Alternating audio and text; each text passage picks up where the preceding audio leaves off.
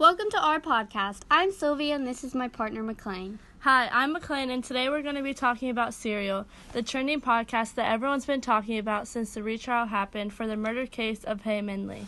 After a certain point, factual evidence may be twisted or altered, making it possible to prove a case. This case in particular is still credible as the retrial was granted, but then once again had the same outcome. An alibi for the case was supposed to come to the retrial, but then did not show up to court, which had everyone following the case closely, asking so many questions. I know I was definitely confused after the alibi did not show up. This was a murder story from many years ago, but the story still seems a mystery. People have different opinions on whether or not the murderer, Adnan, was actually guilty. Let me tell you a little more about the podcast Serial before the retrial happened. Serial is a crime podcast written by a woman who is neither a crime reporter or detective. Her name is Sarah Koenig, a woman who has spent the past 17 years of her life trying to solve a case on a teenager named Adnan Syed. Adnan was put into jail for murder of his ex-girlfriend Hae Min Lee. It gets even better. Adnan was a well-respected gentleman around the town, but like any other teenager, went behind his parents' back because of their strict religion. Adnan and Hae often stuck around together, and their parents had no idea they were dating. He cared for her deeply even after the breakup because that was just the kind of relationship they had. However, one day she disappeared after school. Adnan could not remember what he was doing that day after school. About a month later, he was brought in for questioning about her murder and could not recall what he was doing that day since it was so long ago. Based on him not knowing where he was that day, he was practically accused of murder for that.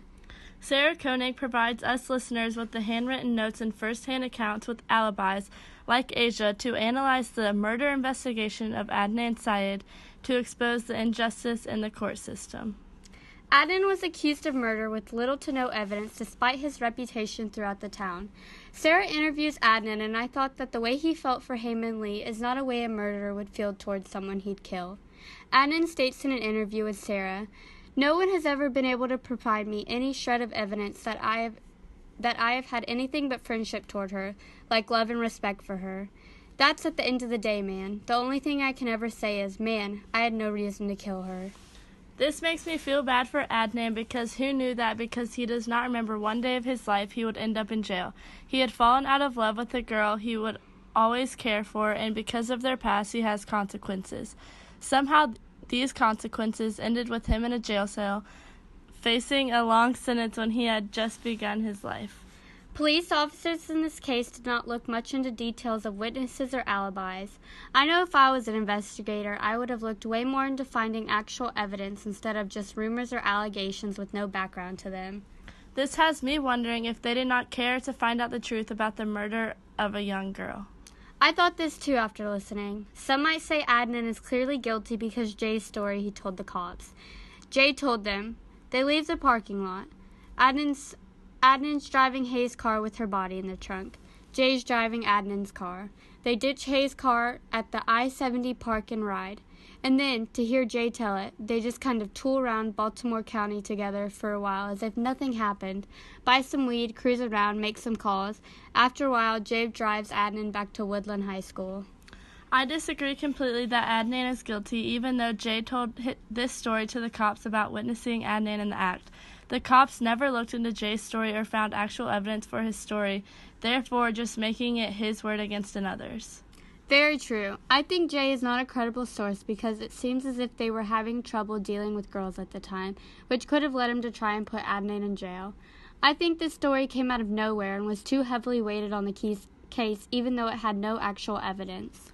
It lacked evidence when the case was investigated then, but now with Sarah, she provides lots of it. An amazing feature to this podcast is the factual evidence provided to help aid and detect this case. Sarah provides the actual copies of letters from Asia, Best Buy, architectural plans, timelines from January 13th, a people map, Jay's drawings of the Best Buy map, and a who, what, when map. These are all forms of evidence that were used to help investigate the case. Another piece of factual evidence is all the interviews that were included.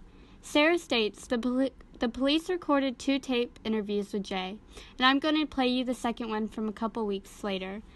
Only because the sound quality is much better. Just a warning that the tape is a little upsetting in parts to hear.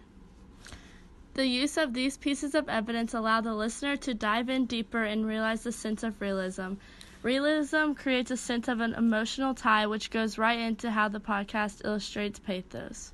This crime podcast keeps the listener on their toes throughout the whole episode, and based on only watching one episode, we would definitely recommend this series to anyone. I rate Serial 5 out of 5 stars and plan to listen to more episodes in my future. Thanks for tuning in with me and Maclaine.